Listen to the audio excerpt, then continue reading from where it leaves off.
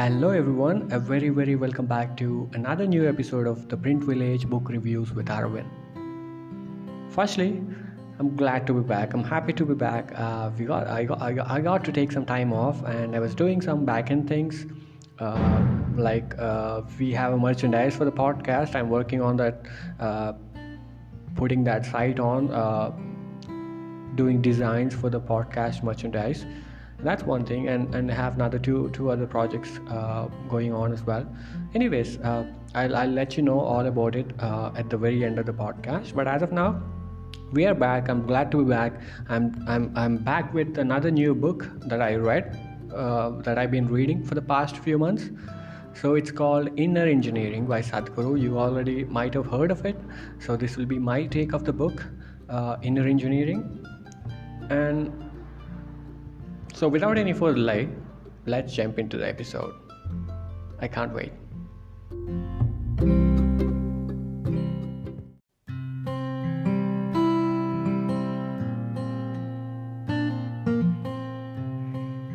So let's start with author's introduction. Sadhguru is a yogi, mystic, and a visionary. He has been named as one of the India's 50 most influential people, and is also an author, and his books have already garnered millions of people's attention, and a lot of them say that they have been positively impacted by his books.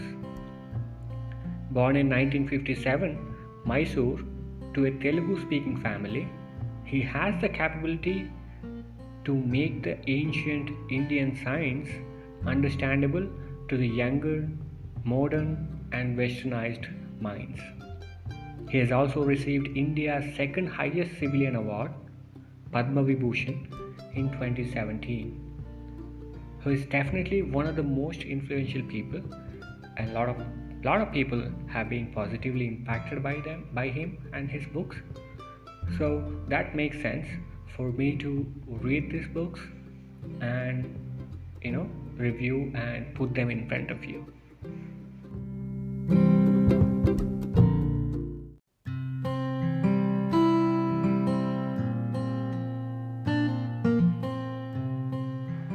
Coming to the book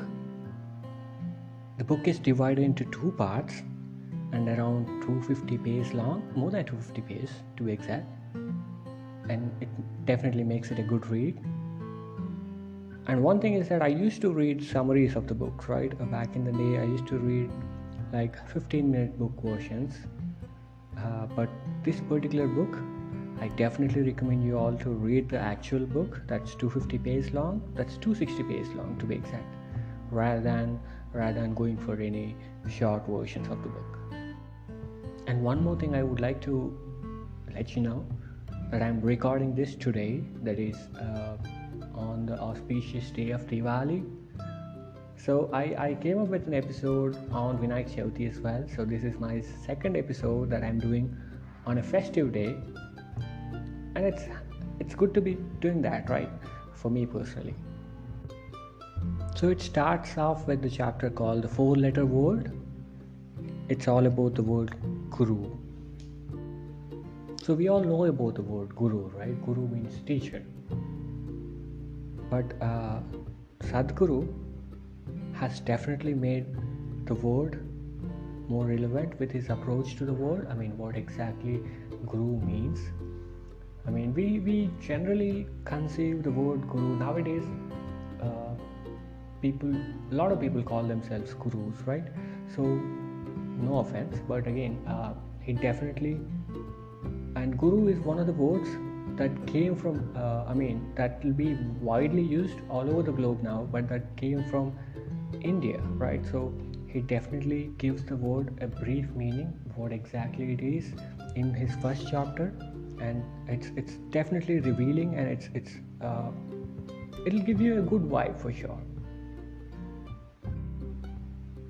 And just like the book I reviewed, Radical Candor by Kim Scott, even in this particular book, Sadhguru starts off with his own personal experiences from childhood, during his college days, during his young adult life. He gives away a lot of his personal experiences, and that are revealing about his personality growing up. And to give you a little bit about himself, in his words, he is one of those students, he's one of those young kids who are not really into studies, not really into college, not really into formal education. Instead, he preferred to be out of the classroom, in the serene nature. And he himself says that he learned a lot more from the nature, from the surroundings, from the environment, rather than sitting in the class and listening to teachers. And he talks a lot about Chamundi Hill, a place in Mysore, his experience of going there, and what he experienced and all. So that's definitely, for that particular chapter is so much revealing to me. I was really not into the book. I was really not expecting anything great from the book, to be exact. I wanted to review it, but again, while reading it definitely gave me a great vibe, so that I continued. I generally take a lot of time for reading books, but again, this I was reading on the trot, so that good this book particularly is, even for the readers. Even for reading perspective, or what you're learning is secondary, but again, what you're getting, the vibe while you're reading, is very good as well. And all these 3 or 4 chapters in the first part of the book, they are all explanatory. They'll be Sadhguru will be telling you stories and his personal experiences, and how to live life, how to lead life, teaching the way, teaching all the good things of living, and teaching all the good things, making sure, explaining all the things that are very much, that will give you a great vibe about being born and being living, being a healthy perspective. It will give you a healthy perspective towards life, destiny, the work we do, the things we do, and even the yoga. He clearly, no offense again, but again, he definitely mentions the importance of yoga, and how the yoga is actually done. Nowadays we all have hot yoga, we all have studio yogas and all, but again, he definitely makes sure people understand that not everything we go and we watch in the studios online is not exactly yoga, but the ancient yoga, which will be very much healthy if you practice it. It'll be very much, it'll give you more good. So that's what he explains, the actual yoga and how it will be done, and why is it important, and how significant the yoga actually is. And he definitely explains all of them, and basically gives a clue about all the ancient Indian things that are some people might be getting them wrong and doing them in a certain way, might not be getting that much relevant results. So we'll give you a complete detailed and definite examples of how to do those particular things for your betterment, right? So that's the first chapter is completely narrative, and you can read it and you can understand it, and you can actually make sure your life gets better with the inputs you're getting. I definitely, when I'm saying it, when your life gets better, I definitely mean it. People nowadays, a lot of people are facing anxiety issues, right? We all have panic attacks, we all get panic attacks. We are chasing something, we're chasing our dreams, we're chasing our goals. So, and this particular book makes your path lively, and this particular book will definitely guide you in a way that you become healthy. You will be looking forward to healthy things, and you will be following healthy routine and all. So I'm definitely recommending this particular book, and the first chapter is completely theoretical. And second part of the book, it's basically, he says that it's more exploratory, and a lot of things are better done than better read and better think. So those are more of physical activities like body. He talks about the body, how to make sure your body is in a good shape, in a good state of mind, and your mind is in good state of mind. And it definitely brings in a lot of spiritual perspectives, but again, they're all doable and they're all relevant, even from healthier standpoint, even from the scientific standpoint, whether it's about health or whether it's about what you eat and all. So he definitely brings in some spiritual perspective, but again, it's you won't be feeling that it's a lot of spiritual. It's rather than practical, and about the yoga, how to make sure your body is in a good shape, and how to make sure your mind is in good state, and how to, he talks about energies, what are the energies, different energies and all, and gives you a lot of examples and how to do the things he wants you to do. He basically explains you to do. So it's definitely a recommended book.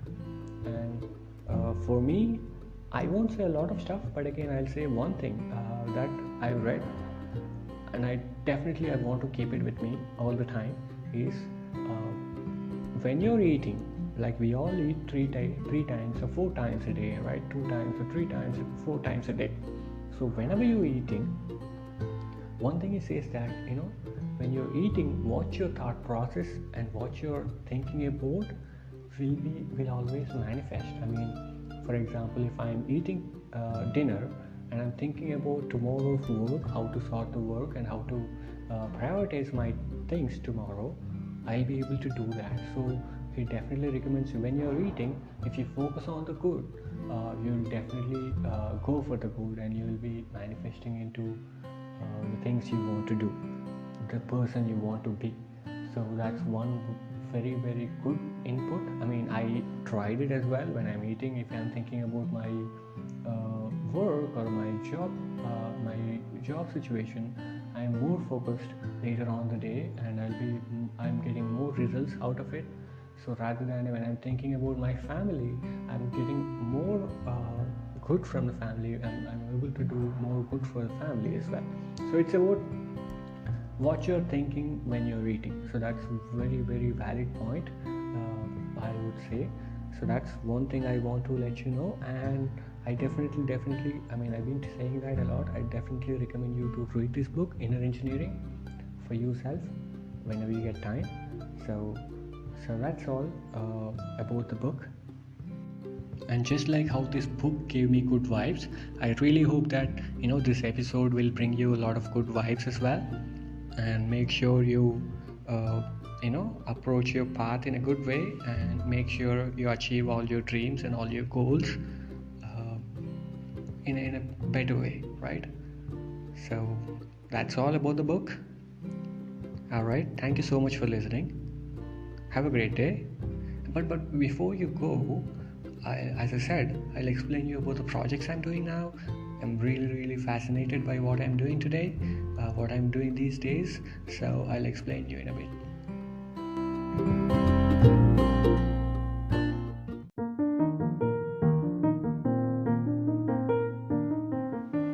So now that the episode's over, let me explain you about all the exciting things I'm getting into these days. Alright?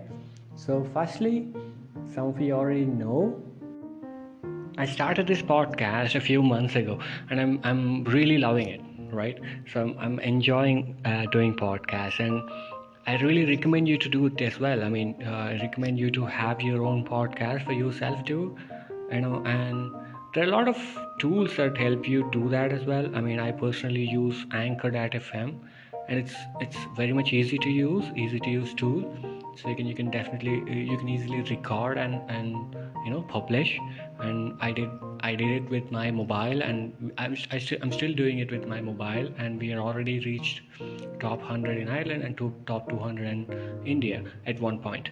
So I definitely recommend you to do that. And Anchor.fm distributes your podcast into multiple major podcasting platforms like Spotify, Apple Podcasts, Google Podcasts, and it also gives you a URL, an RSS feed that you can copy and paste it into a lot more podcast publishing platforms, podcast distributing platforms, and make sure that makes your podcast available to more people, right? So secondly, we have got 4 different shows. And I really love them all, and each and every one of them.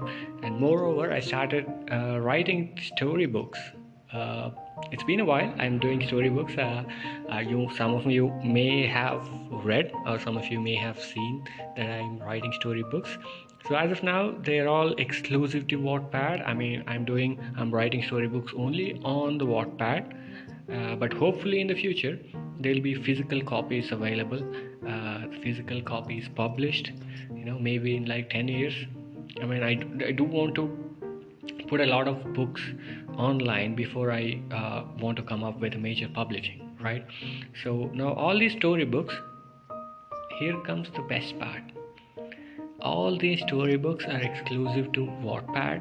You can only read them on Wattpad.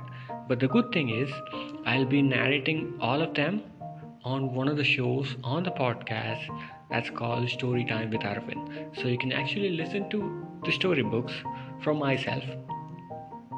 I hope I do a good job telling stories. So you can listen to all the storybooks on the podcast, and I'm definitely enjoying this journey, right? So, and finally, the big one, definitely a big one, I am getting into NFTs. Now, NFTs, I really hope that you all know about NFTs. NFTs are non-fungible tokens where you put your artwork on the crypto blockchain, where people can access, buy or sell NFTs, and that's a definite. People are calling it Web 3.0, and it's a definitely engaging and upcoming marketplace. So I'm getting into NFTs. So all these storybooks will have characters, right? So I'm drawing each and every character my own. So all these characters are getting into life on the blockchain. So basically all these characters will be available as digital copies where you can buy them and you can actually sell them again. So you'll have to probably have Ethereum. I'm thinking about it, but again I'll be coming up. I'll be sharing more about it. I'll probably have come up with an episode about NFTs and blockchain as far as I know very soon. But as of now, it's exciting that am coming up with an NFT collection, and I'm calling it Apex Personas. All these characters, my little babies from the books, are the Apex Personas. All the good traits they have, I want to make sure people get to read about their good deeds, and so that every time we listen to a good story, we read a good book, it puts us in a good state of mind, and we start doing good things, right? So that's the reason I'm calling it Apex Personas. So all these little characters from my storybooks will be available. You can buy them on the blockchain very soon, hoping that they'll be dropping by January 1st, and I'm working on it. So that's all for now. We got storybooks, we got podcasts, now we are getting into NFTs, baby. So enjoying. I really hope that you all are happy, as much as happy as I am, and I really hope that I got you a good episode today. Have a great day, have fun, keep listening Aravind Speaks podcast.